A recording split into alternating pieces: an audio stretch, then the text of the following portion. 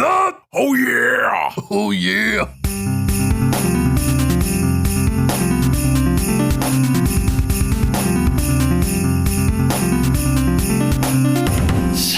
Son of a bitch.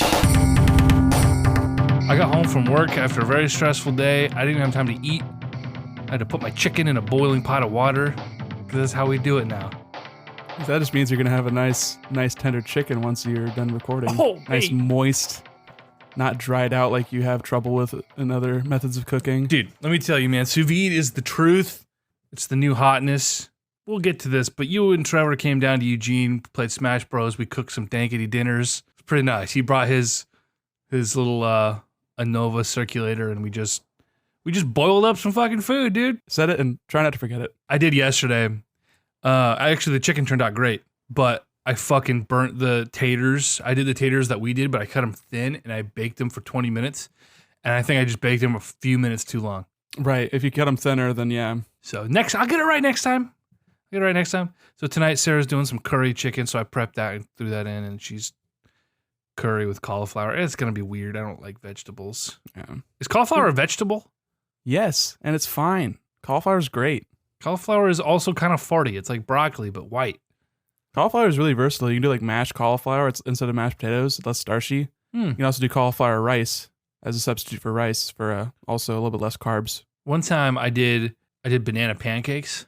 Right. Where it's just like a fucking nanner and like an egg, I think. Was it an egg? I don't remember now. I think it was like a nanner and an egg, and you just mash it up and cook it up, and it's like fucking super sweet. Texture's a little weird, but I'm like, okay. Yeah, I mean, bananas have a lot of sugar in them. Probably better for you than the carbs and stuff. Different kind of carbs. The fructose as opposed to sucrose or whatever it is that fruits have instead of processed sugars. Right. Oh, naturally occurring sugar is actually, I mean, your body requires it. Obviously not an American diet because everything we eat turns to fucking sugar and is loaded with artificial sugar.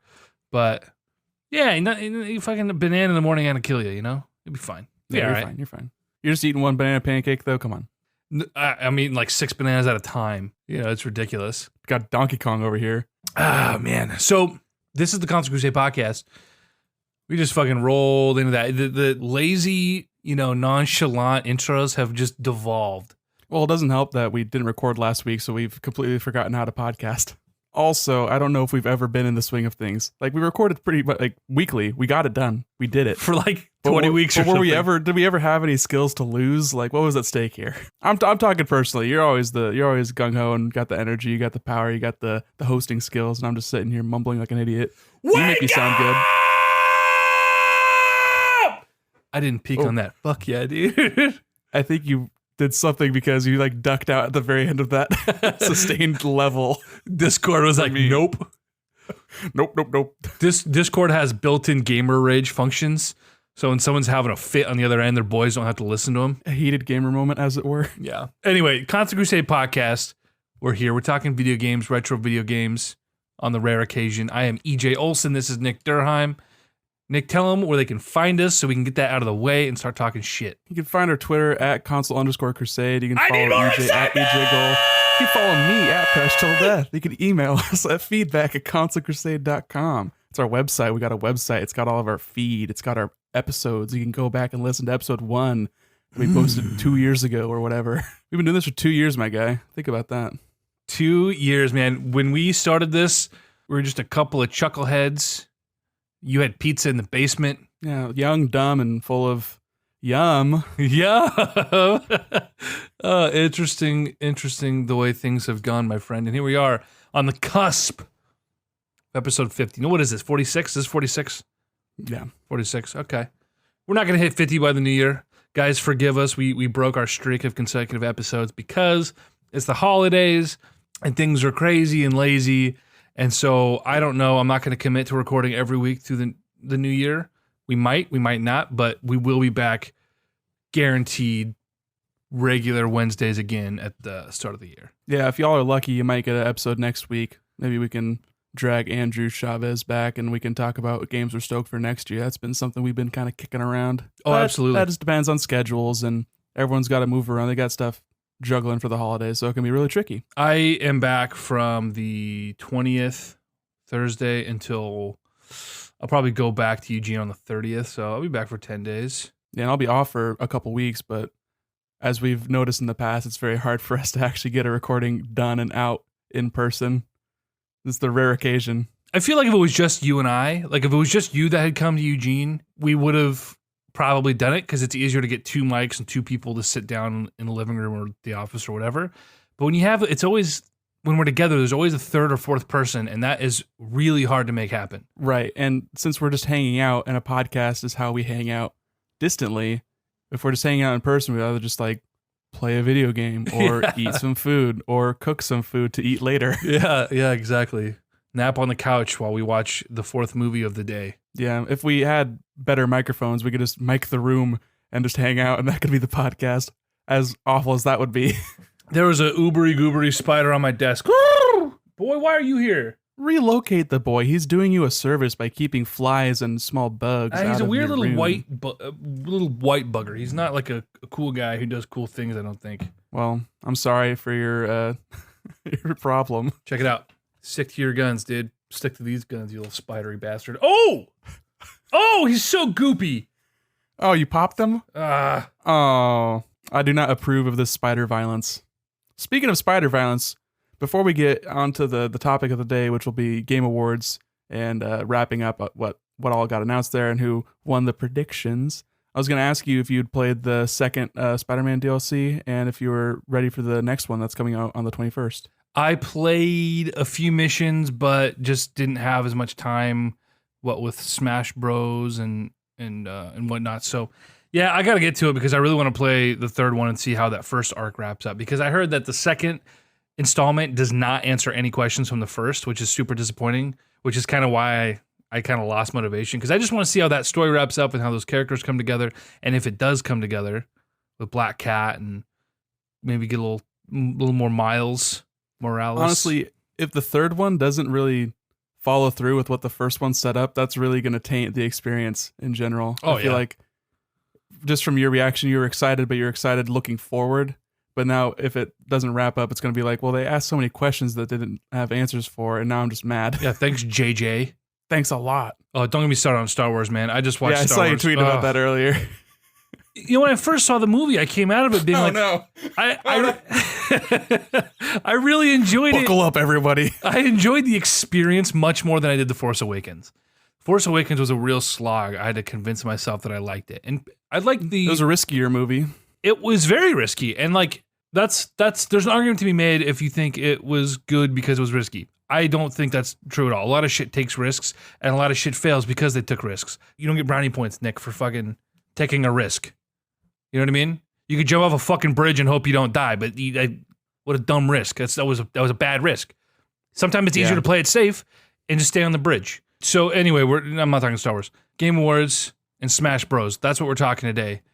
We're following up on Game Awards, Nick, because we did our pod, we did our predictions, and then we got together, we watched the Game Awards, which I had a lot better of a time watching them with you than I would have if I was just watching the Game Awards. Exactly. Yeah, that's why I wanted you over, because I knew it was going to go way too long and there was going to be a lot of downtime, a lot of commercials. It's like watching the Super Bowl. You don't want to watch the Super Bowl by yourself. It's just another football game. Like, this is just another series of commercials, but it's a long series of commercials that's better having a conversation with your bud there. Yeah. So you hit me up. You're like, all right, Game Awards, my house. I say, okay, I'll grab dinner because you'll just be waking up, I'm sure. So I'll just swoop some food. I'll come over. I look it up and I'm like, oh shit, the Game Awards are at 5:30 or is it 6:30? Well, it started at 6, but they had a pre-show at 5:30. Whatever that means, just started at 5:30. It means nothing. Yeah. What is this? It's the same show. This isn't E3 or whatever. They literally announced, they had game announcements, they had award announcements, and a bunch of weird commercials. It was like, it literally was just part of the show. Right. Just more Jeff Keighley being a weird man. Trying to fit your award show into the mold of other shows, I guess. Yeah. Maybe. That's pretty much all it is. So anyway, I'm looking at my clock, and it's like 5 after 5, and I'm at my parents' place, and I say, oh, Nick is not responding to me. Fuck it. I'm just going to go pick up food and show up and hope to God that he hears me when I bang on his door, and hope, A, he wakes up, and B, when he does, he's not pissed off. That was not out of the realm of possibility that you come to the door like, what the fuck, asshole? Like, I was asleep. It was a slighter chance because I was expecting you, and I was expecting myself to have been awake at that point. I was foolish enough to not set an alarm. Yeah, that's crazy. What are you doing? Prior days, I've been waking up at 3 p.m., 4 p.m. I was good. I was like on a schedule. And then the one day I don't wake up at that time. I get to wake up to your beautiful face, holding a stack of food, coming to me, like feeding me. But I remember seeing you, and you looked so pleasant. Like you weren't grouchy or grumpy, but you were definitely in a stupor. Oh yeah. I don't think you had really quite acclimated to the idea of me being at your door. Like you're like it was some fever dream. You're like weren't quite sure. Dude, I wasn't even ready for me to be like vertical. I know that's the quickest you've gotten up in months. It was a completely foreign idea just to be ambulating around, But hey man, you took a wicked leak and then you came and you ate some Thai food, which I bought for you as per the rules of our bet regarding the Game Awards. Bought it with the idea of if Nick wins, then we're good. Or if you win, I just cash app you $24 or whatever it turns out being. And of course, in typical Console Crusade fashion, you whooped my fucking ass. Which honestly, I was not expecting to win by such a landslide, considering how close we were last year. But last year, we were just taking random stabs at categories we had no business even commenting on. Right. So I think this year we just had a more educated kind of appraisal of a lot of these categories. And some of them, we actually had hands-on experience with, because we're just a couple of plebs who are not getting free games from companies or anything. We don't have the listener base for that. If you want us to grow, tell your friends, follow us at console_crusade on Twitter. What we're saying is we want free things, and only you can make that happen. Well, free things would make it easier for us to commentate on the thing. This is true. That is accurate, my friend. All right, so, Nick, Game Awards. I want to get into some of the announcements, obviously. I want to get into some of the moments.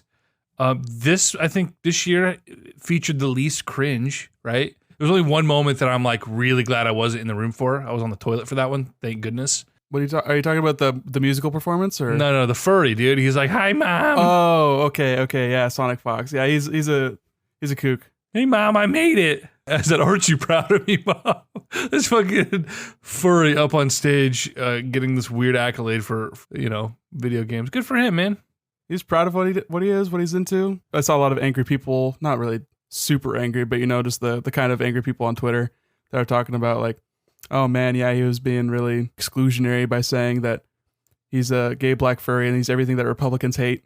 He's like, you're really just like casting a aspergement on Republicans by just saying that. It's like, well, fucking whatever. Who gives a shit?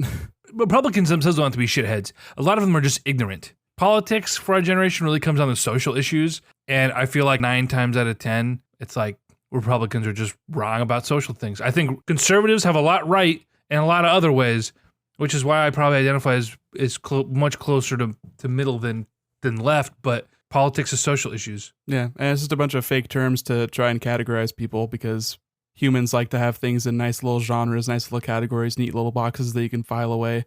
Makes it easier to make judgments. Listen, if I can't compartmentalize my peers, what are we even doing? I know, right? It's fucked up.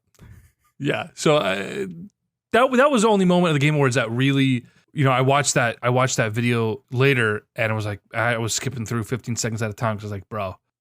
He went on for so long. And it's a bummer too, because there was only like, how many awards actually got people coming up and like do a little speech? And for each one, I saw pictures from like people in the crowd taking pictures of the monitors in the back saying, please hurry up. And then later, get off the stage pretty much. Like it was just like, hurry up, wrap it up, Yeah, nobody. So it's a bummer. Nobody there really wanted to be there. They all wanted to go party afterward with their gamer celebrity friends. It's a weird balance because, you're doing an awards show, but it's sponsored. So there's all these advertisements. It's the only way you can get a show of this kind of size and glam, which I don't know if that's even necessary, but it's what Jeff Keighley wants. So it's kind of a weird split where, yeah, you want to have more people come up and you have those moments where you see developers cry on stage and it's like, oh, it's cool, right. We got this guy, cool statue.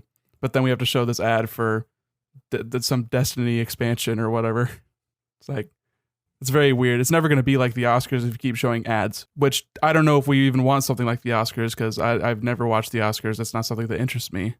And I don't know if I would watch the Oscars for video games. This is more like the MTV like Choice Awards or whatever, Nickelodeon Kids Choice Awards. Well, I would say that this is much closer to the Oscars than they've gotten in previous years. It's very much follows the format. Just again, like you said, more commercials. I just wonder if the Oscars are more analogous to like the DICE Awards, where it's actually industry people, not the like commentators and critics that are giving the awards. Well, the Academy, it's a very nebulous process. It's very, no one knows who and what and where and how they decide on the thing. So it's kind of, it's like shadowy cabal, just like raining praise on certain movies for unknown reasons. Yeah, that doesn't seem sketchy at all. But it's like, is it industry people? Is it producers? And that seems like a conflict of interest. Is it critics? Is it like who are these people? Maybe there's an answer out there. I don't know enough about it, but it always seems like you said a very shadowy process. Yeah, I've never heard anything about who is actually in the Academy for the film industry or whatever that's going on there. Nobody even knows who actually works at the ESA or the ESRB, who's on the ratings boards for video games even. Oh, you want to talk Nobody about knows. nebulous? Yeah, that's literally... Yeah. Pay us so we can put a letter on your game so you can sell it on the platforms. Okay. Yeah. But we can't say that loot boxes affect a game's rating because it's not gambling. You always get something. Is that all it takes to not be considered gambling? I think it depends on the legal definition of gambling versus like the nomenclature of you and me talking about what a randomized purchase is. Good point. I don't know what the is definition buying a pack of magic cards gambling? Kind of. No. You're always getting 15 cards. You're getting 1 rare, 3 uncommons, and the rest commons. It becomes gambling because, there's this unspoken promise of extreme value on the back end. But the thing is, the difference between magic cards and a loot box in a video game is magic cards have a resale value. You can't resell packs you get from a loot box unless you're Valve on your own storefront. You can. If you completely vertically integrate your loot boxes and then have a secondary marketplace that you're getting a cut from like Valve does with all their games, then yeah, sure. That's in the clear. They don't have to ESRB rate their games because they're the ones selling it. How crazy is that, dude? It's very weird. What a fucking racket. Yeah, but everyone loves to just look at EA because they put loot boxes in my Star Wars game. Even though the Star Wars game wouldn't be better without the loot boxes, it would just be as mediocre. But everyone loves to have a horse to beat. Exactly. That's exactly it. People would rather be disappointed with the game because some big evil corporation is taking advantage of them and not just be disappointed with the game because someone made a bad game. That's a lot worse for someone who is invested. It's a lot easier to be mad at a real tangible thing than just to be like, wow, I'm disappointed and this sucks and that sucks because I was so invested in it. There's something, it's like my happiness and my own value is somehow tied to the, it's stupid. We've talked about that too. Hype is weird, man. Let's just hope that Respawn Star Wars game turns out good. It's not. Like EA you can be hopeful that it's good. I mean, Titanfall 1 and 2, the only 2 games Respawn has made, were both really good. Titanfall 2 is really good. DICE has made bad games in the past. Motive, that was like a kind of gun for hire for that, I think. They've never made a game. They've only ever done support work, so you can't blame them for the story. I don't even know how much they did on the story. I don't know anything about it. I didn't play it. And then what the other Criterion, they always work on like the vehicle stuff and EA games because they are the vehicle company. They do like Need for Speed and everything like that. So they worked on like the control of like the starfighters and stuff. But that was a DICE game. DICE has made bad games. Yeah, it happens. Oy. Well, anyway, Nick, let's quickly go through our game of the year, the category, the winners. Briefly, kind of touch our thoughts on some of this, and then we'll kind of go through some of the games. What excited us, what didn't. I'm just going to go in order here that we have it listed here that we went over on the podcast a couple weeks ago. Yeah, because they largely went in reverse order. They ended with Game of the Year, obviously. So, Game of the Year, Nick, we both chose God of War. Bum, bum, bum, bum. Which, okay, yeah, we and it was God of War. Yeah, we expected that. We expected that, but earlier in the evening, there was a lot of Red Dead. Too much Red Dead. There was way too, for a game that is, again, like I said on the last pod, no one comes out and says, wow, what an amazing game.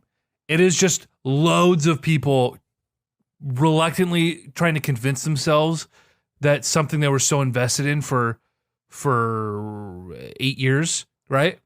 Post Red Dead 1, like they're so invested in this being good that it's everyone just being like, yeah, well, it's not fun or good or exciting, but wow. Oh, Yeah. It's really interesting and entertaining listening to people talk about Red Dead when one person likes it and another one doesn't, because the one person who doesn't like it will be like, yeah, I didn't like that how slow it was and how badly it controlled this, that, and the other. And the person who liked it is like, yeah, you're totally right, but I still liked it. Yeah. And it's like, well, okay, so clearly you like it for a completely untouchable, ethereal kind of feeling that it gave you, I guess, Right. which is fine. I mean, liking something is clearly subjective. People like tons of bad stuff. People like Star Wars The Last Jedi, but Bad movie. it's still entertaining hearing that conversation. And I thought that because of how divisive it was in general, that it would not win as many awards as it did. But maybe it just, everything else was just so split amongst themselves that Red Dead was like, they had so many people in that camp that it took a bunch of awards.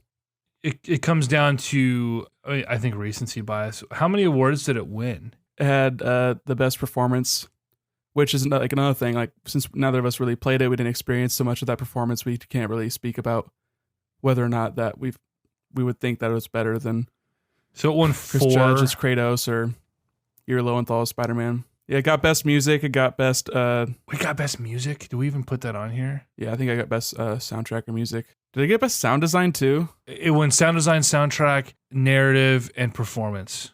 Okay.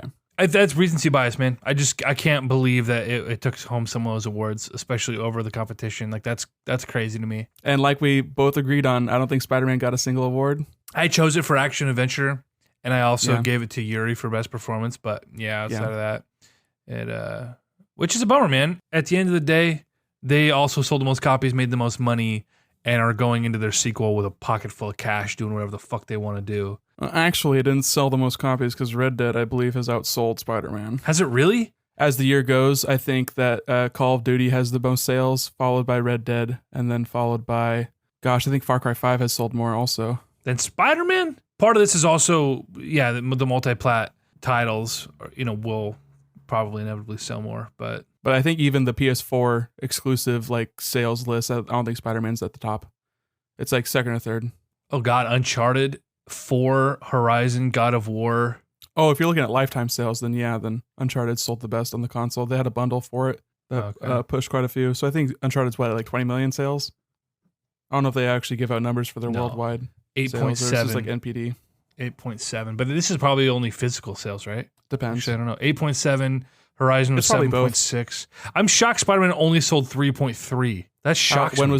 When were these numbers posted? Because that came out in September, so if it was just like end of the month, then it's probably sold more since then, especially with Black Friday and everything. Yeah, I'm not sure. I'm sure by the end of the year we'll see numbers of like, hey, everybody, thanks for making 2018 such a good year for Insomniac Studios. Thanks for the 7 million sales in Spider-Man or whatever. Yeah, for sure. God of War, I think game of the year. It was just nobody could look at any ingredient, right? Any individual element of that game and say that's better than, and then say it's better than all of the competition. Like there was no, I think, single element that was better than the competition, but combined, mixed with the critic consensus and like the zeitgeist of it being this amazing return to form, it was like, oh, it's The Last of Us with this big bearded man. Yeah, it's tough to kind of gauge these games. I mean, it's hard enough to review a game and rate a game because what's the metric? What's the rubric? I mean, it's a constantly moving scale, especially genre to genre. Mm-hmm. So I firmly believe that games are more than the sum of their parts. Everything's more than the sum of its parts. You can like a movie, even though it has a really bad middle act, Yeah. Or you didn't like a certain actor or the sound design's kind of poor. You can still like the whole thing. And you're not like starting at 10 and subtracting for each thing you didn't like. Right. Or not starting at 5 and adding and subtracting. Like that's not how it works. So I think God of War, just the sum of its parts, the pacing, the length, the overarching sort of experience was more widely enjoyed than Spider-Man or Red Dead Redemption or Assassin's Creed or Celeste or whatever. I wonder if Spider-Man was as good as it was, but just got really dark, right? Like how much, well, that would have pissed people, like fans off, would have pissed people off because that's not Spider-Man. But I just feel like these games, the more fucking morose. Well, that's art in general. Like, when was the last time a comedy won Best Picture at the Oscars? It's always some like moody drama. People like think that's more important. It's more heavy, dude. That's what it is. It's a bias, not because a good comedy can often be better than a good drama. or whatever the case may be. It's because for some reason comedy is looked at as cheap. That's why Mario Odyssey should have won Game of the Year last year. Wow. There was no story at all. It was just fun. It was just fine. It was just fun. But certainly not the best Mario game, or it had come close to it. What other Mario games came out in 2017, my guy? Come on. I mean, I'm talking about in general. Oh, so it has to be the best Mario game ever to win Game of the Year. I hear you. Yeah. God. Yeah. So who gave Mario Maker 2015 Game of the Year? I'll tell you who. Nobody. That's not the best Mario game. What are you It's smoking? like the pinnacle of Mario games. It's every Mario game you want it to be. I don't know enough here, Nick. So what's the best Mario game, EJ? Let's go down this rabbit hole. Well, the best Mario game is obviously Super Mario World, but the most fun I've probably had playing Mario game was Super Mario 3D World, which is a criminally underrated game that nobody played. It's true, but it also had a pacing problem where has the same pacing problem that every other multiplayer Mario game has had, where it's easy forever until you beat the game, and then if you want to, you can do the hard stuff. Mario Odyssey also had this problem, but because it was in 3D environment, you could make it as hard as you wanted to. You could play around more in the world, as opposed to Mario 3D World, where it was just like, I guess if I want to make it hard, I'll just play a small Mario the entire time and never pick up a item or whatever. But that's like not very entertaining. You don't have the move set requisite to be truly entertained by moving around that space. But I'm also okay with the game doing whatever they want to the difficulty once the game is over. It was an easy game for babbies. Well, yeah, but sometimes games will do it to you where just like halfway through, they're just like, hey, fuck you. Maybe that's why Spider-Man didn't get Game of the Year. Too easy. Compared to what? Everything else. Compared to what? How are you doing in God of War? It's not because the game is difficult on any level. It's tedious and obnoxious. Red Dead Redemption's hard to sit through. People like to be challenged, and if it's by boredom or by difficulty... I was going to say... or by just complete obfuscation of its controls, people like that difficulty. It makes them feel like they're being challenged, EJ. People are dumb. You know what? I've come to realize that we're spoiled in the fact that we can... We're not rich by any means, but we can pretty much buy whatever game we want and play whatever we want, and it's not like some people only can play 1 or 2 games a year. Games also have I think the best value for like the amount of entertainment you get out of a game and the hours of entertainment you get out of a game compared to its dollar value. Sure. Games are the best entertainment medium for that. Yeah, I totally agree. But this is why my girlfriend's brother is like Assassin's Creed's the best game franchise ever. It's because it's the only fucking franchise he's played. And he's played them all 900 times because he gets one a year and plays it all year. He beats it over and over and over. And it's like, bro, you're a 23-year-old grown ass man. Go buy a new fucking game. There are so many people who like their only game purchase this year was Red Dead Redemption. And so they're like, this is the best game ever. You can understand that. To a point. Hey, what do you watch on Netflix? Hey, fuck off about my office habits, okay? And Parks and Rec. Nah, I don't fuck with Parks and Rec. That's mostly Sarah. Yeah, I gave up You on watch that The shit. Flash, you watch Oh, I The love The Office. Flash. Ooh. It's just comfort food. It's garbage that you can have on and you can zone out to. Yeah. Assassin's Creed. Yeah, all right. Anyway. Sorry, Chris, if you ever listen to this. Yeah, right. So yeah, God of War, Game of the Year. Great. That I'm fine with that. I'm fine with it. The reception was great. People loved it. I'm not going to argue with it, even though it didn't grasp me. Like, I'm almost glad that it won this broad award than one of the individual awards. It won only Game of the Year and Best Action Adventure. Yeah, I believe so. That should have gone to Spider-Man. Did it get Best Direction, or was that also Red Dead? Best Game Direction was also God of War. I'm looking at Best Okay. Art Direction. So I think that was the one that Corey came up and accepted the award for first. And then later they had the whole team come up for Game of the Year. Yeah. He got all choked up and kept, oh, son of a bitch. Yeah, he's Oh, son of a bitch. Yeah, I like him a lot. He's nice. Yeah. Best ongoing game, Fortnite. We both got that right, of course. It's fucking Fortnite. Yep. Whatever. A lot of Epic Games announcements throughout the entire show. This whole fucking thing was sponsored by Epic. Yeah, I mean, they wanted to make a big splash. They wanted to just sort of slam their dick on the table and be like, yo, what up, Steam? What are you going to do about it? We're going to steal all of your developers and all of your people publishing games on your platform, and you're going to do nothing because y'all are slow on the feet. But a pebble in a bucket, my friend. Pebble in the bucket, but I mean, we'll see. I mean, I wouldn't be surprised if a lot of people go exclusively on one platform or another, you know, just to be like, Steam isn't doing anything for us. People can just download the Epic launcher. It doesn't matter. You have a PC already. Doesn't matter. If you want to buy the game, you're going to buy the game regardless of the platform it's on. Yeah, fair. Best game direction we just said was God of War. I picked Red Dead thinking this was the one that Red Dead could win because its best game direction is nebulous enough.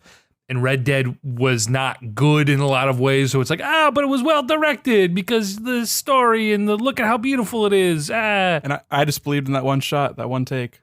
That camera thing was really cool. Well, you were right. And that was really cool. And so, God of War took it, and I'm also fine with that. I picked Red Dead, but who gives a fuck? Who gives a fuck, man? Best narrative, I picked Detroit, which is, in retrospect, very silly. You won with Red Dead Redemption. One of the few ones I picked for Red Dead, and it actually panned out. I got the fruits of my labor were rewarded. Right. Detroit, though, was so well received. Like, I think it was well received by a few people for like a month. And then the real game started coming out because it was in a lull. Yeah, that's the thing, is it came out at a bad time and not a lot of people played it. But again, the people who were voting on these games theoretically probably played them all or close to it. It's not like they're asking me who I think best narrative goes to. I don't fucking know. Like, they're asking professionals who consume this content constantly year round. You're giving these professionals way too much credit. These professionals are about as qualified as you or me. They've just been doing it for money. But they're playing the games, though. If I was getting paid, I'd play all these games, for better or for worse. Yeah, I mean, you'd be getting paid, and if it was your job, then yeah, of course. But they're just as qualified on a skill basis, and you can listen and pay attention to the outlets and sort of gauge what the reception was and sort of think, it's not going to be Detroit. Too many bad stories about Quantum. Wait, it was Quantic Dream? Yeah, Quantic Dream this year. Like, no one's going to want to reward that team. Fair. I don't know anything about the narrative for Red Dead other than you're a dude. You're a cowboy, man. And cowboy stuff. It's a prequel. Yeah. You know what's cooler than a story about a guy who you really like?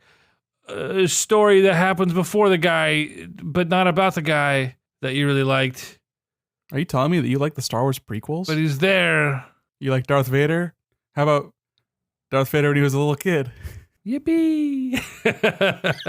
That's so wizard, EJ. Now this is pod racing. Sorry, I fucked up. No, this is podcasting. Damn it, man. I fucked that up so hard. I had it. As soon as I said it, I was like, fuck. Dude, if you're going to mess up a perfectly good pun, I will squash you to the punchline. All right, keep going. Yippee. That's so wizard. Why is that the quote that you know? I'll try spinning. That's a good trick. That's a good trick. Listen, I still contend that the Phantom Menace is the most like a Star Wars movie. Anakin's annoying, Jar Jar's annoying, but as far as the pacing, the structure, the characterization, the action, it is the most like Star Wars. And I don't know why it's the most panned of the bunch. Yeah, and like Revenge of the Sith was way too dark and brooding without feeling like it was like earned almost. It kind of rushed to the end there. Yeah, oh, absolutely. Attack of the Clones meandered forever. Clones was bad. Clones was very, very bad. People think Sith is the best one for this reason or that. I think Sith has like the most tolerable scenes. It's still a fun Phantom romp. Menace has a good start and a good end, and it's trash in the middle. Nothing good happens there. It's the beginning that starts off really slow. It's like, okay, we got guys with a lightsaber, and then nothing happens until closer to the middle when they make their escape. And the pod racing was cool, and then obviously the fight at the end. I thought the scene of them escaping like the locked chambers was like kind of a cool, like tense kind of scene, I guess. But then the only thing I really remember was the end fight between Qui-Gon, Obi-Wan, and Darth Maul. Yeah. Yay, Star Wars. No Star Wars games on this fucking list. Nope. None of them came out this year, so. Best art direction. You picked Red Dead, I picked Octopath. Return of Obra Dinn won. And I didn't give a shit initially, but I just looked up this game. I looked at screenshots. I looked at a couple of YouTube clips. Why do people automatically associate games that try to look old and shitty with having good art direction? I don't know. You picked Octopath Traveler. Octopath Traveler had really beautiful, freaking hand-done sprites, bro. Gorgeous. Like, just because it had, like Shovel Knight. Shovel Knight is a pretty game. It's taking this aesthetic and perfecting it and creating something that's still unique to that game. And I wouldn't say that had the best art direction of any given year, but just it did what it wanted to do well, and that's fine. And I'm sure Return of Obra Dinn is the same. People like that aesthetic, and maybe it was difficult to do, and it was, some fucking auteur was like, I'm going to do this, and it's going to be cool. Sure. But to say that in any fucking world looks or feels better than any other game on this list is fucking stupid. And so that's why people were just like, oh, this is the most different. This is the most quote unquote unique. I think it gets extra brownie points too because it was like one guy who made the game and people like the previous game, so they're more invested in checking out this one. Whatever. So I think that kind of colors people's perspective on it. Yeah. And it is a visually distinct looking game. I mean, as kind of easy and like not because like you said, it looks old and shitty because it's literally just 2 colors. It's like an old like Macintosh like 8.1 game, you know?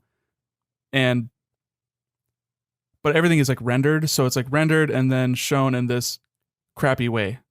It's sort of how cell shading takes like a render and then puts like that kind of lighting to it. It's similar in that respect. But I guess nobody else has done this. You say, oh yeah, I could do that, but nobody else did. But so because I guess it doesn't that look gives good. it some points. Like why is that best art direction? Like it looked like shit. And it was That's subjective. Listen. Some people probably think it does look good. I don't know. Nick. Jeez. Clearly enough people thought it looked good enough to win best art direction. Nick. You're the outlier here. I can love Croc Legend of the Gobos. All right, that's subjective. I love that game.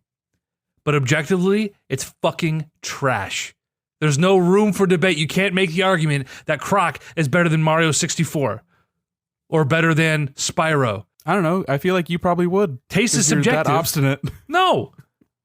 I can be objective and be like, you know, like this thing is not great. This other thing is better. Like the thing is when you're voting for something, you're the one that's deciding whether something is better than another thing. You're not trying to think, okay, what is objectively better? You're saying, what do I think is better? Nobody played Return of Obra Dinn. Nobody thought that game it was just the fucking weird pick. I don't know, man. Not about it. That's totally fine. That's the only game on this list that really made me scratch my head. It's totally fine. I'm just trying to explain to you, I think, what the reasoning behind it was. I don't need Perhaps. reasoning. I get there's a reason for everything. I still think it's stupid. It's just like I need to send you a comic sometime, but it's just reminding me of this moment right now, but I don't want to derail. So keep going. Okay, all right. Best soundtrack, you picked Celeste, I picked Octopath, Red Dead 1. Apparently people like strings occasionally. Like, again, how did this fucking win? Yeah, and they did like a live performance, and it was like, maybe this would be more impactful if I played the game, but it's just some weird folk music, I guess. It's generic fucking folk music. And in the game, it's just like, oh, you guys hear the wind and the dust and the clopping of the horse, and then some ambient string. It's much closer to like what Breath of the Wild did, where the soundtrack was not at the forefront whatsoever. Yeah, it was weird when they had the guys sitting up there with the coconut shells, banging them together for clip clops. I can't. I'm trying to. I'm doing a bit. You can't that see was my a lie. hands. I made a lie. You can't see my hands. I was sitting here trying to figure out how to clip clop with my hands, but my hands are below the thing, so I just looked like I was. Oh, you know what you do? Oh shit! I need my knee. Gotta do the lap. Yeah.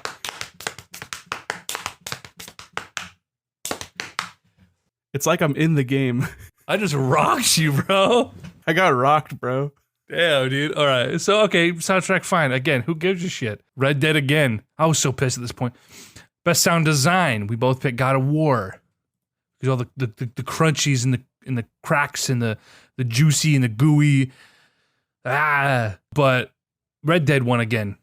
How does it win best sound design and best soundtrack? Sound design was a weird one. I picked God of War because it was like that was a good sounding game. All like the UI elements and like the sound of the Kratos' axe and all that. But I don't know. So visceral.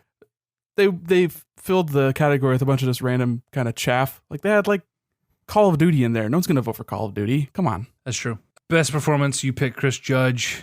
I picked Yuri for Spidey, and of course, Red Dead took it for Arthur Morgan's performance. I can't. I've never even heard the guy talk, so I can't speak to that.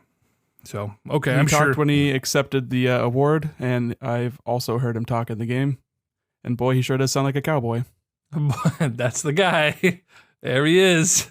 Yeehaw. The next one we both got right. I'm finally back at the board for my third point. At this point, you're beating me 1, 2, 3, 4, 5, 5-3. Not bad. Not bad so far. Okay, not too bad. There's a hope that you're paying for my Thai food, buddy.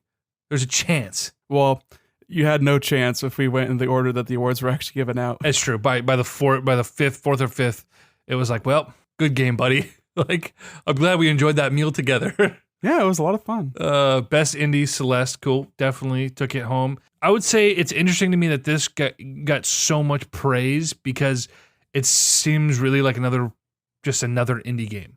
It didn't do anything particularly interesting. It was like, all right, this is an indie game with its own aesthetic, and like we get 10 of these amazing indies every year that blows up for a minute. But this one's stuck. So I'm waiting for the physical release before I buy it and I play it myself, but I will give you my impressions then. But from everyone I've talked to about it and everything I've heard about it, seems like a very tight platformer that has good pacing and introduces new elements at a good clip.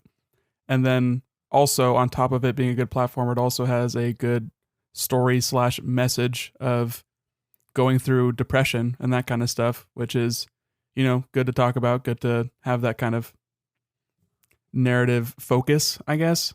Doesn't seem like a very high stakes kind of thing to say, like, oh yeah, it's okay to be depressed. Yeah. And you can do it. And also, you can do it. The totally cynical part of me also thinks that because they had a really robust customizability in its easy mode, that a lot more people could play it. So that means a lot more people could finish it and have opinions on it. Opinions? Opinions. How dare you? Opinions. Unacceptable. Opinions. Best mobile game, Fortnite. We both picked Fortnite thinking because that game was so massive that it would, of course, take it. But Florence won. Never heard of the game. Never seen a lick of it. Yeah, it's a cute art style kind of game about a relationship falling apart. Boy, I know those feels. So if you're ever feeling like experiencing that, it's cheap in like 45 minutes or whatever. I prefer my heartbreak to be a little more visceral, okay? A little more real. Visceral. Best VR, you picked Astrobot, I picked Beat Saber. You, of course, won, as you pointed out. Are you fucking seal? Or that was like the fourth or fifth one that I got too, and you're just like, well, I don't think I could possibly come back from this. I was so fucking pissed, dude. I was so fucking pissed. Best action game was Dead Cells, and I think you kind of talked me into this one, and I didn't really think it was gonna win, but at this point in our list, I was like, honestly, I shouldn't have.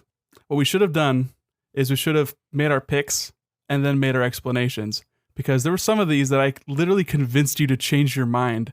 Yeah, and this is one of those that I convinced you. And I shouldn't have convinced you. I should have just said Dead Cells because I don't know. Yeah. But that's not a good podcast. Best action, Dead Cells. Best action adventure, God of War won. You picked it. I picked Spider-Man. Game of the Year is going to win its category. Yeah, you can't argue with it. Like, yeah, it's an action adventure game. Yeah, okay, it wins. Okay. Best RPG, I picked Dragon Quest because that's like an RPG in a traditional sense. Monster Hunter World won. The weird open world monster hunting game. One best RPG. Okay. Kind of open. Yeah, my main reasoning behind it was I really liked it. It's my favorite of these games that I played this year. And it's the only one of these that was nominated for the Game of the Year. Yeah. So I just used my deductive reasoning. Right. Best fighting game, Dragon Ball FighterZ. We both got, of course. Easy. Best family game. This was a shock. We both picked Mario Party. Overcooked 2 won. Yeah, weird. Really weird, especially considering like the difficulty and the small scale. Like, I don't know. Best family game, seemed like a stretch. I mean, good for them. I love Overcooked. Yeah, it's iffy, but I totally accept it. Overcooked, which we still haven't played together. You fucking fuck. At this point, it's a principled stance. No, you said you would play 2. You said you wouldn't play the first one, but you would play the second one when it came out because the first one was a principled stance. EJ, you know what? It's on record. I'll have you know, I say a lot of things. Filthy liar. Best strategy game. I picked Valkyria Chronicles because that's a big title and everyone loves it, right? Into the Breach one, the weird indie game that just came out on Switch like a fucking, 2 months ago. And it won, and you won. And at this point, like, fuck you. Literally every single one I got right, you also got right. That's bullshit. You're just riding on my coattails. Best sports game, Forza. Yeah, we picked just the biggest name there. Best sports game is the racing game. Well, it's best sports / racing. Yeah. Best multiplayer, Fortnite, of course. We both got right. And best debut indie, I picked Donut Country. Yep. Sorry, Donkey Kong County. And it was The Messenger, which you got. So yeah, that's the game awards. That was the fan voted one. So that was the one I was the most kind of unsure about. Yeah. Let me close this and pull up my list of some of the announcements We can kind of blaze through these if you want. because there's a lot of stuff we just didn't give a fuck about. The biggest announcements, I think, Mortal Kombat 11. yeah, Was the MK11. biggest announcement. Dude, that trailer, I thought it was not going to be as gory and gnarly as it was because the platform and like just the nature and how many people are streaming to and presumably children and stuff. And so at first I was like, all right, it's going to be them fighting. They're going to get a good crack in. You're going to see a fucking icy Hadouken and shit. Cool. Bro, they went full Mortal Kombat. That shit, he fucking ripped his fucking face off and put the shit through his spine. It was full Mortal Kombat, man. And I was shocked that they would do that with this sort of platform. As soon as I saw Ed Boon come on stage to, I think he was announcing the best like sports title or whatever, and he just comes out, I'm like, oh, we're going to see Mortal Kombat 11. That's cool. Yeah. But yeah, they went full brutal. They went full Mortal Kombat, like he said. And they kind of buried this. They didn't say platforms, but it's also coming to Switch. Yeah.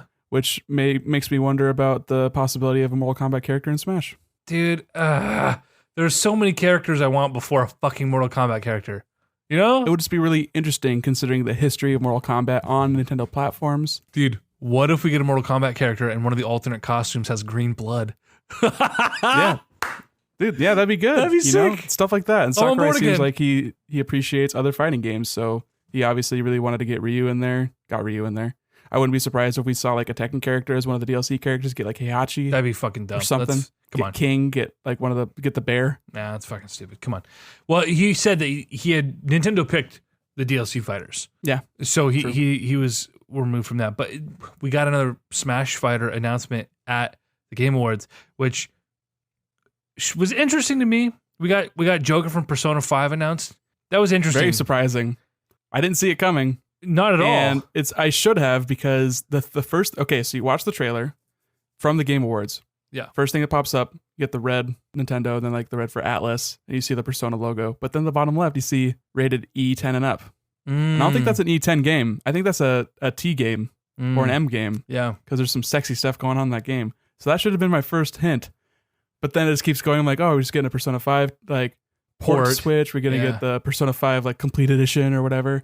But no, flips that envelope around. I'm like, this is really weird. This is really cool. This is crazy. I was on the phone during this moment, and so I was kind of half paying attention, and I didn't recognize like I don't know shit about Persona, so I didn't know that was Persona until you said something afterward. I was like, oh, okay. Because when he flipped the card around, I was like, who's this fucking guy in my Smash Bros? Where's Crash? Where's Goku? What the fuck is this? Where's Shrek? Yeah, no shit. But no, it's cool because Persona is like such a massive franchise. It's only gotten bigger. It's really had like a really good year last year. Yeah. And the weird thing though is like Cloud and similar kind of to Bayonetta, there hasn't really been a Persona game on a Nintendo console. Nintendo has had the Shin Megami Tensei series, which Persona is a spin-off of, but Persona has always been on PlayStation. Mhm. And then we get like the weird Persona spin-off fighting games or like the dungeon crawlers on like 3DS. Yeah. Because Atlas is one of those companies that loves the 3DS and will probably keep making games for it until 2020.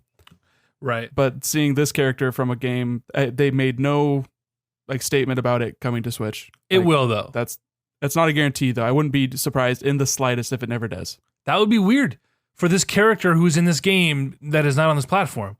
That's weird. I don't know. Cloud came to Smash on Wii U, but we're only getting Final Fantasy VII as like a weird port next year on Switch. So like it doesn't mean anything. Yeah, I guess that's true. I guess that is true. Same with Ryu. We didn't get Street Fighter 4 or 5 on Wii U. But Ryu has a history on the console, but Cloud doesn't. So you're right. That's precedent right there. I'm going through the list here. There's a bunch of just really like, okay, new map and PUBG, new Fortnite, this and that. We got a date for Rage 2. I thought we had like a date before that though. Was that actually news? I'm not sure. I thought it was like first half of 2019 in general. We just know now that it's May 19th. So I don't know if that was out there before or We had that weird Far Cry game announced. which I still don't know. Is that a battle royale or is it just a weird? I thought it was because they showed like a bunch of vehicles, but that's just how Far Cry kind of looks. So I think it's just like a Far Cry Primal kind of situation where they took the map and like spruced it up and changed it up and added a new story so they could sell it again for $40 to $60. Wait, that wasn't DLC? No, it's a new game. Oh, yeah. Okay. Whatever. Ubisoft. What the fuck? Coming ever. out on the very busy month of February, on February 15th. It's very interesting. Yeah. Psychonauts got a trailer. I don't know anything about the game, but I remember when it got announced, you were excited. Wait, which one was this? Psychonauts 2? Oh, yeah, Psychonauts 2. Yeah, I saw the trailer. They said 2019. So I wasn't like, I'm not like pumped about that. I'm like, okay, cool. So we have a year now because that was like a Fig-backed game in like 2015 or something. Right. 2014. They've been working on it for a long time. Stranger Things Season 3, those guys came out and announced that Season 3 is getting its own game. Yeah, kind of weird, like pixel art, kind of. Yeah. It looked like one of the worst Devolver games. Oh, okay. See, this is vague pictures in my brain. Survived By from Human Head Studios. Boy, Human Head hasn't done anything good in a long time. Survived By. Oh yeah, the fucking that was a fun little trailer with the little knight who comes out and then he dies right as the narrator is getting to the good stuff. Oh yeah, that game looked pretty bad. Yeah, the game didn't I've look. I've seen 100 of those games on Steam. Oh yeah, and they all have done it better. It's a roguelike twin stick shooter that are just really cheap pixel art. Yeah, bad particle effects. The trailer was good though. It was humorous, you know. Yeah, it's fine. Wasn't there a game trailer that was like the CG trailer showed no gameplay, and then it was like, here's the game director. They used their ex-Bungie. There's like 10 of them. It's their first game, but we know nothing about it, I guess, and it'll come out eventually. I don't recall. We'll I get can't there. remember what that game was called. We're getting from the team that brought you Abzu, from the team that brought you Journey. You're getting Pathfinder did look pretty cool, actually. the same. It's called the Pathless. Or the Pathless, The excuse me. Pathless. It looks like the same fucking game. It looks like the same shit, bro. Yeah, but you're like running, you know, like quickly, as opposed to just sort of like floating around in your weird scarf and cooing at people. Cooing. That's the word for it. BioWare teased a new Dragon Age game, which that was all rumored and well and good. And okay, new Dragon Age game will play in 2026. Cool, we got a CG render that spun around and someone said some words. Mm-hmm. Oh boy. What an announcement. Wow. A hashtag. We're getting Ashen, which is the Dark Souls of the indie world, presumably. They've been showing that for a long time, but what's weird is there was a Steam page set up for this game, and I believe the Steam page is still up, but now it is a Epic Games exclusive on PC. That's crazy. Which is weird because it's also an Xbox exclusive on console. And in the past, what that means is you'd get like a cross-buy, like the Game Anywhere program thing that they do. But that is not the case here because it is exclusively on the Epic Game Store. It's weird. All right. Journey is coming to PC. Also a weird kind of montage announcement kind of dropped on there. To the Epic Games Store. Which I wonder if that means that it'll be ported to other consoles if there was like an exclusivity window on PlayStation. Yeah. What that means. The guys from Ark, Survival Evolved, they are making a big old pirate game. Yeah, its map is 1,200 times the size of the Ark map, whatever, I guess. Whatever. That's Man, a lot you know of sailing. what? This will be great. It'll be the first ever pirate boat game. I've never seen a game that's very unique. This is I'm kind of They can shocked. own the space. Yeah, right. This is way to really inject some creativity into this. Now, if only it was industry. a Battle Royale. You've been waiting to drop that one, you fucker. A Battle Royale. That's actually new. Pirate games, Battle Royale, just free for all. Throw them together, see who comes out the winner. Beautiful. The Last Campfire. Yeah, that was a weird little nothing trailer. There were so many indies that were shown at this event that I was like, hey, look, it's the indie game. Yep. That indie game look. They all look the same. Come on. Or like weird generic shit from bigger developers that you're like, bro, what are you guys doing with all that money? Is that a bald guy with some 5 o'clock shadow? Right. The Outer Worlds by Obsidian. Like, all right, that's a generic looking thing that you guys Looks are like doing. a Fallout game in space. Oh boy. Here Yeah. we go. It's BioShock, but the people look worse. Well, that was exactly what I thought when I saw it. I was like, this is BioShock. And I'm like, that's not BioShock. And then like 30 seconds in the trailer, you're like, yep, that's BioShock. It's pretty BioShocky. They kind of lean into the Art Deco 1950s kind of vibe. But I mean, Fallout does that too. People were eating that shit up in like 2007. Yeah, this is a little late, Obsidian. Little late. I mean, at the same time, people who wanted a Fallout game were not satisfied this year. So maybe next year they'll get what they want. Yeah. Dauntless. Right. Yeah, we saw that either last year's as it's like announcement, either last year or the year before. But this year it is like, hey, check it out. It's coming to consoles, I guess.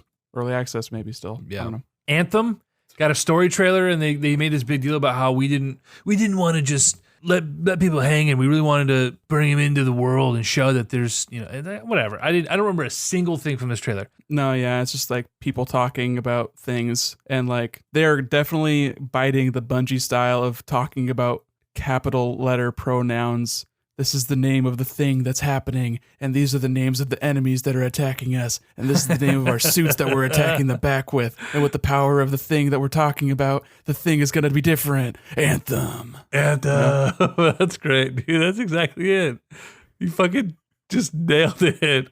That's more than I remember from it, Nick. That's how fucking forgettable it was. It was just, I've seen this before. Yeah. Is the game going to play well?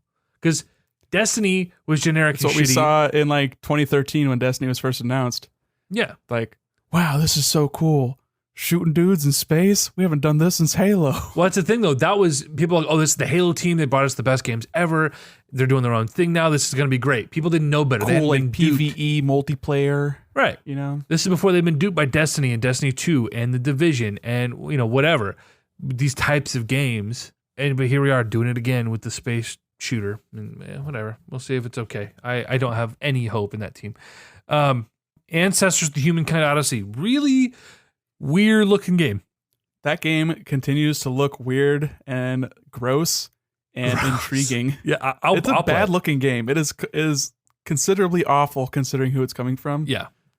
Like, it is a really gross game, and I can approve it because it's like, we don't want the watered down, get the same trash shoveled out every year. We want innovation and weird crap, okay? It's weird. And Ubisoft is dedicated to that MO. Yeah. And I approve of it.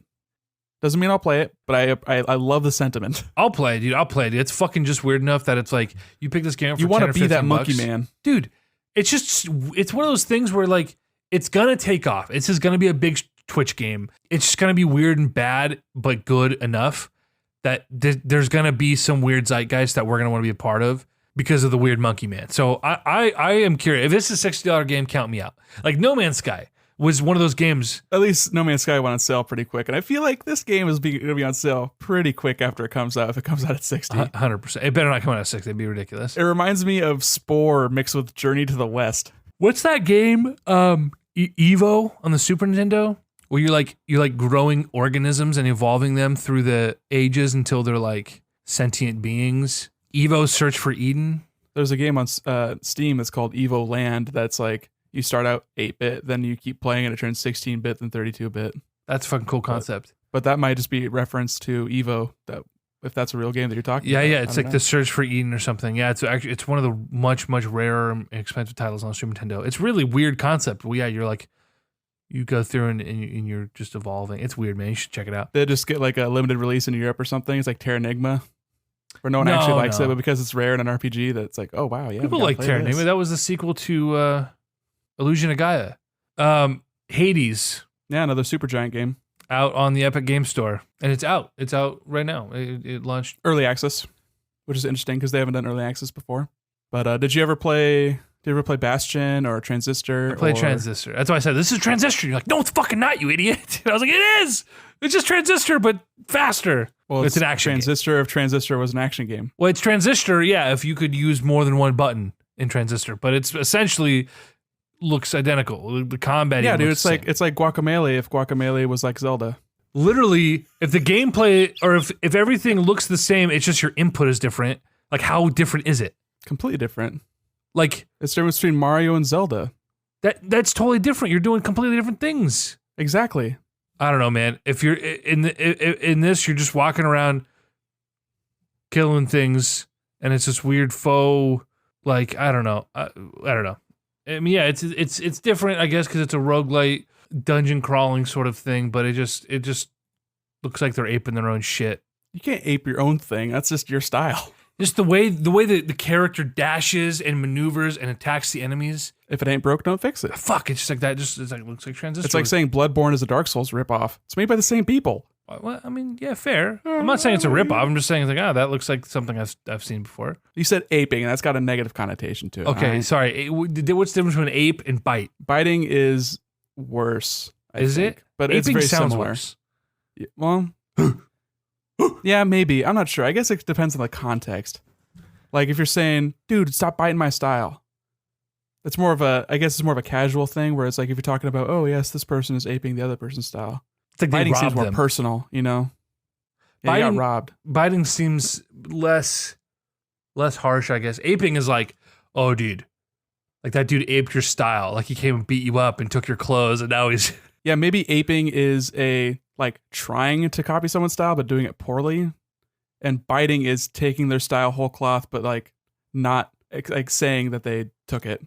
They act like they came up with it themselves. Maybe. Okay. Maybe that's the difference. So can we establish that as the canon for aping and biting? I need to do some research into this. But it's like Blizzard. Blizzard bites. They steal everything Yes. and then act like they did it themselves. But they succeed the most with the things they bite. Yeah. So maybe that's aping. I don't know. I mean, they didn't come up with the hero shooter. They totally bit Valve from Team Fortress and just made a Pixar cartoony one. Yeah, they made and then every other one after that was totally unsuccessful. Yeah. Next announcement here, buddy. Marvel Ultimate Alliance 3. Out of nowhere. Switch exclusive. Completely unheard of. Like, what? We got a Nintendo published game of a Marvel franchise being made by Team Ninja. Dude. The Koei Tecmo team behind Bizarre. Metroid Other M and Ninja Gaiden. Yeah, weird. So hopefully it's a Really good weird. game. Hopefully it's a good game. They got the IP. You got the property. Now do it justice. And, it's basically Diablo. Marvel Ultimate Alliance is fucking Diablo with Marvel characters. Less of like the loot loop, but like similar perspective and gameplay. Cool, man. I'm about this. The graphics look like shit. It looks like an old game. And I'm sure the bones of it are. And I wonder if the perspective will be how they showed it in the trailer, or if that was just pulled in so you could see who the characters were, or if it's going to be pulled back so you have the similar kind of style to the older games. Yeah. But I mean, it's very interesting also to see a game in the current year that has all the X-Men, all of the Guardians of the Galaxy, all the Avengers, like just it's got everyone. Yeah. It's got Thanos. I don't know if we saw like Doom or Fantastic Four people, but we saw Wolverine, we saw Spider-Man, we saw Captain America. We can't see those characters on screen together. Right. Well, it's just crazy how the way pop culture is sort of twisted and evolved. We're like, those are comic book characters. Those are cartoon characters. We're used to seeing them all together. But in the last 10 years, the MCU has done something so unprecedented and created this monolith of a entertainment, really a whole industry in and of itself. Like the superhero genre is like its own industry.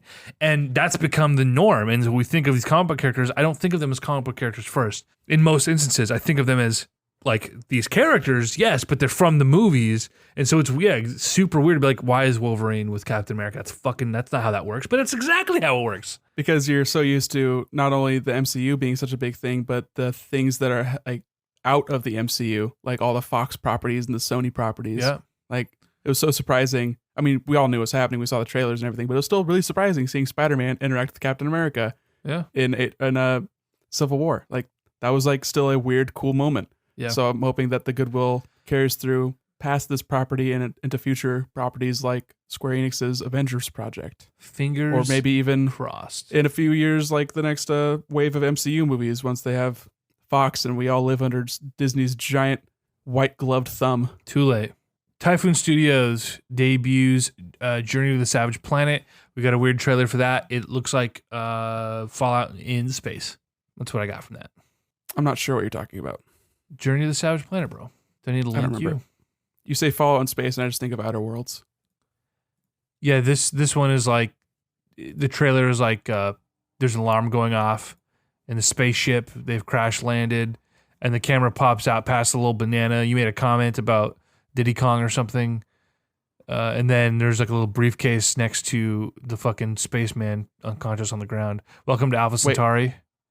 Is that the one where there was literally no gameplay? It was just that CG trailer that Just they paid way CG too much trailer. money for? Yep. Okay. Yep. So that's the one that's ex-Bungie folks then. Far Cry, an Assassin's Creed series designer. Okay, so that's the Ubisoft Like one. Because there's Typhoon ex-Ubisoft Studios. one, and then there's also an ex-Bungie one out of Seattle.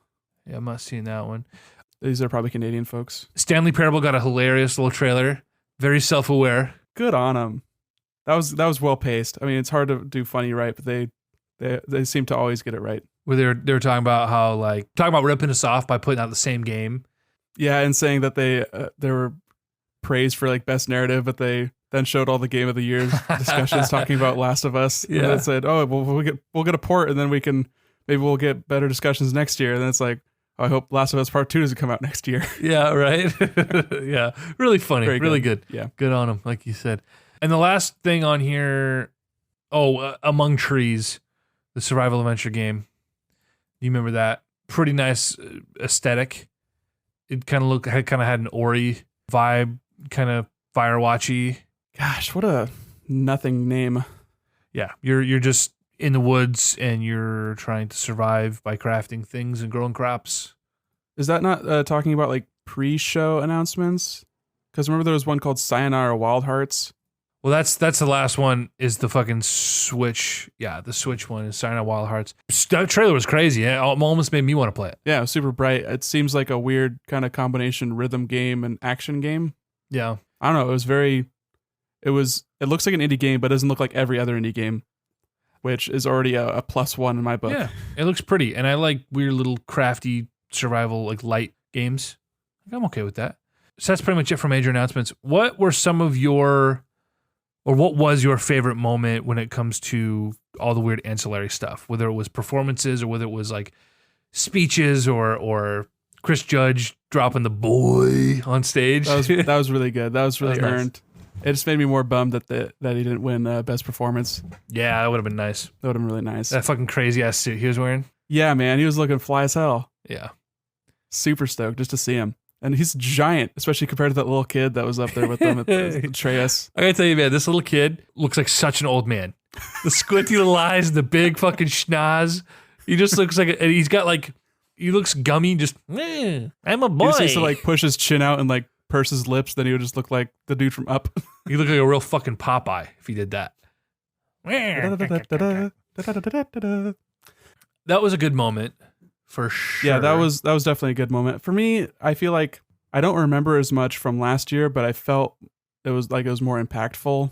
I think mostly because the musical performance was something that I was more interested in, and then the medley of music from the games I was more interested in as well. Sure. And music, obviously I'm a huge music nerd, so that has a lot of sway over me.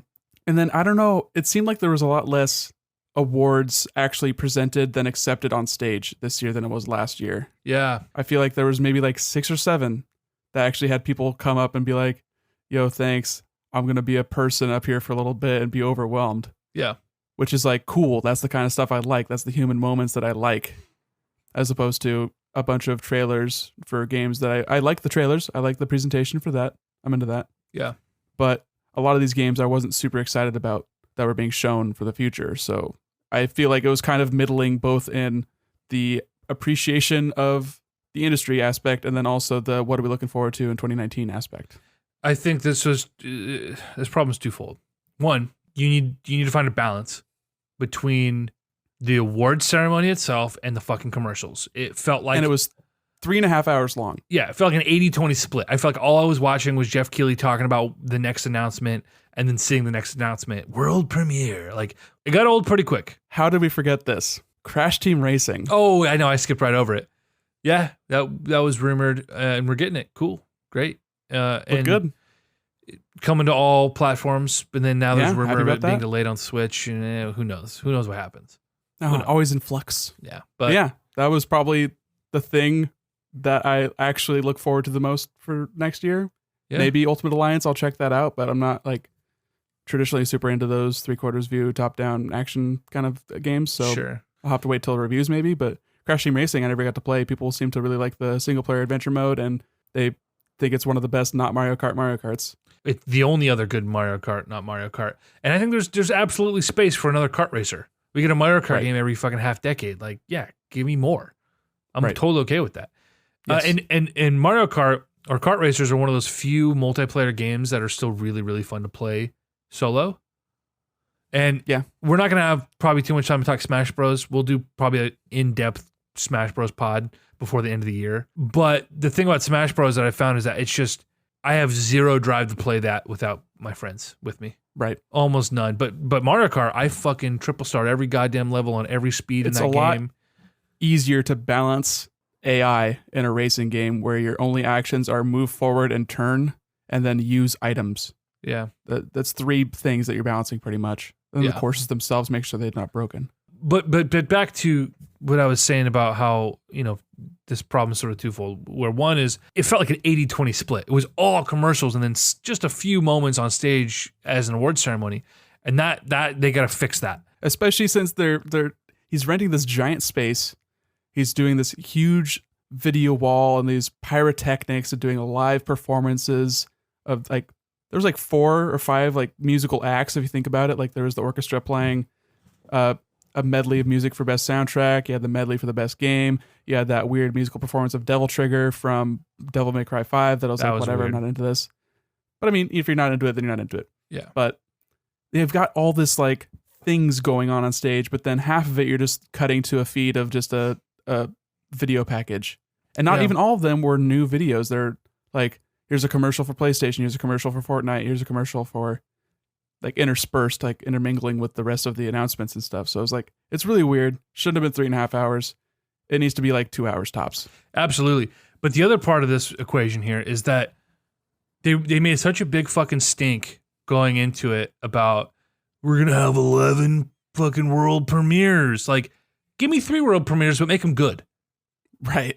Like, I don't give a fuck about all these random indie fucking, like, I don't give a shit. This is something that you show at the end of a Nintendo Direct or that you show at the end, a montage at the end of an E3 trailer. You don't fucking world premiere my ass where we're all locked into this 3-hour event and show me this fucking boring ass indie game you've seen 1,000 times. Like, yeah, make a sizzle reel for the pre-show. I mean, that's, if you're going to do a pre-show, make that where those things live. Right. And obviously this isn't Jeff Keighley's fault. Like, you can only get what you get. And obviously, we saw the big 3 on stage together. That was a really cool moment, actually. That's probably the coolest moment of the entire event. Yeah. Was seeing Reggie hanging out with Sean Layden and Phil Spencer. Yeah. Like, just 3 CEOs staying on stage saying, hey, we're all gamers. This is a cool thing. Let's just stand back and appreciate this for a moment. That was really nice. They all stood up on stage awkwardly thinking to themselves, I'm really rich, but I'll be a lot richer if I can just force a smile for the next 30 seconds. I'm sure those guys like each other fine. It's, they are just a bunch of big fucking dweebs. Yeah, and like you can be competitive with someone and still be like friendly. It's not like they're gonna pile drive each other off the stage. Well, maybe Reggie might. That'd be fun. I'd pay for that. Now Reggie seems like a calm guy. Can you imagine going to a wrestling event and seeing those 3 dudes just hop in the ring wearing like cool ass leotards and stuff? Oh, dude, one of them's definitely gonna have little man syndrome.